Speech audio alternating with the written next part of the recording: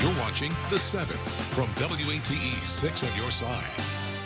Good evening, I'm Bo Williams, and welcome to The 7. Let's get a look at the big 7 stories right now. Topping the list for us tonight, Claiborne County community members have been reaching out to our newsroom with concerns about a flyer that has been circulating around that area and on social media. The flyer says that a rally hosted by a Ku Klux Klan group will be taking place on private property in Claiborne County.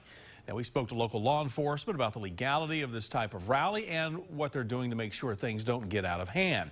Local law enforcement had a meeting today to talk about safety measures. They say there's nothing they can do about a rally that's being held on private property, but they can take measures to make sure the community is safe. We don't condone this, but unfortunately, we can't stop it. I mean, under the First Amendment. If things go bad, where officers are going to be placed, and how we're going to work together with Tazewell and the city of New Tazewell and the state, THP. Community members say they are not happy the group is in the community and hope their message of disapproval will discourage the group from coming. But the sheriff is discouraging any type of counter-protest. He says if anything goes astray, his team will be ready. Now, we did reach out to members of the group organizing this event. They tell us this is not a street march, but a peaceful rally in a field on private property. Next on The 7, we are learning more about a shooting last night on Kenner Avenue in East Knoxville. We're told one person was injured and police are still looking for a suspect. Officers got to the scene to find an 18-year-old with a gunshot wound, but the victim was taken to the hospital with non-life-threatening injuries. Officers also found a handgun and several shell casings near the victim and say a number of apartments were damaged by gunfire. Now, if you have any information that can help out investigators, maybe you saw something, you were asked to contact East Tennessee Valley Crime Stoppers. We have the number for you right now on your screen. It's 865-215-7165. Continuing our Big 7 list for you, a hiker suffering from chest pains has now been rescued from the Appalachian Trail. Tennessee National Guard sharing the picture you see right here in just the last hour, telling us the rescue happened yesterday afternoon at the Derrick Knob shelter near the Tennessee-North Carolina state line. A helicopter crew flying there, putting paramedics on the ground, hoisting them back up along with the patient, who was then taken to UT Medical. We'll have much more on this rescue for you tonight at 11 o'clock. Next on our Big 7 list for you, we are hearing from the woman who says she was sexually assaulted by the suspect in the murder of Memphis mom Eliza Fletcher. Alicia Franklin says police ignored her case and failed Eliza. The 22-year-old now breaking her silence about the night she was raped, or she says she was raped by Cleotha Abston Henderson, the man now accused of kidnapping and killing Memphis jogger Eliza Fletcher.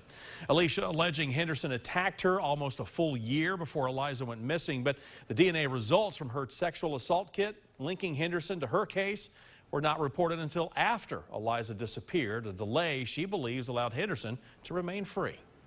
They had more than enough evidence that night when they interviewed me to get him off the streets, but they didn't.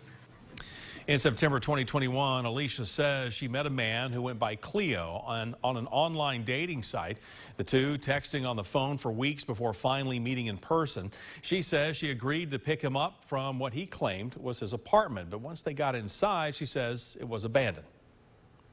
We walked in the house, he put a gun to my neck, and he was like, if you move, I'm gonna kill you. Because I was so scared.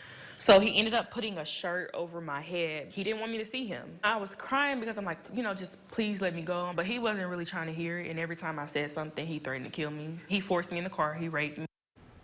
Alicia, who was 4 months pregnant at the time, says she begged him to stop, but he did not care that she was pregnant and took her back into the vacant apartment at gunpoint. In the fog of trauma, Alicia drove herself to the hospital, then to a rape crisis center where a sexual assault kit was administered.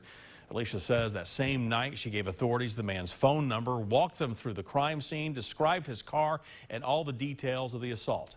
Now Alicia says that she's telling her story to prevent this from happening again. Next on our list for you tonight, a man wanted on warrants involving the sexual exploitation of a minor has been arrested in Cocke County. The Cocke County Sheriff's Office says 23-year-old Noah Duckworth was arrested near the Cocke County Annex around 7 last night. He was reported to have state warrants on 3 counts of aggravated sexual exploitation of a minor. Duckworth is now being held on a $250,000 bond. Next, we continue learning more about the 2 people killed during a house fire earlier this week on Mississippi Avenue. 67-year-old Mike Brown and 3-year-old Keith Brown were well known in the neighborhood. Leanne Brown, Mike's daughter and Keith's mother, was at work when the fire broke out. Despite life-saving measures, first responders were unable to save the grandfather and grandson. Leanne now remembering her loved ones and working to keep their memories alive. He's just full of life. He's very energetic. He loves to play outside, loves his little stuffed animals. I'm sorry. He loves his granddaddy. My dad, so the first thing he'll do is make sure little man's okay, which we call him little man. We'll make sure he's okay. A little bit, if something wrong with granddad. Granddad, you all right? This is like that. Like they had the friendship, even though they had a strong bond. They did. And we have a link to a GoFundMe account that's been set up for Leanne. You can find that right now on WATE.com. And rounding out the Big 7, UT is in the process of overhauling some of its colleges on the Knoxville campus and how they will function in the future. University of Tennessee Provost John Zomchik tells us that there has long been discussion on potential changes to the academic model, and now as an opportune time to do something about it. There are several proposals with this new plan, including the addition of new colleges. So there are 4 proposals in the reconstruction. We will have a new College of Interdisciplinary Studies, a new Baker School for Public Policy, a new College of Music, which we're very excited about, and we will have a new divisional structure in our existing College of Arts and Sciences. That new divisional structure within the existing College of Arts and Sciences will streamline communication between the disciplines and reduce the number of people reporting to the dean, which is currently 30. The new College of Interdisciplinary Studies will serve as a way for students to study a little bit of everything while at UT.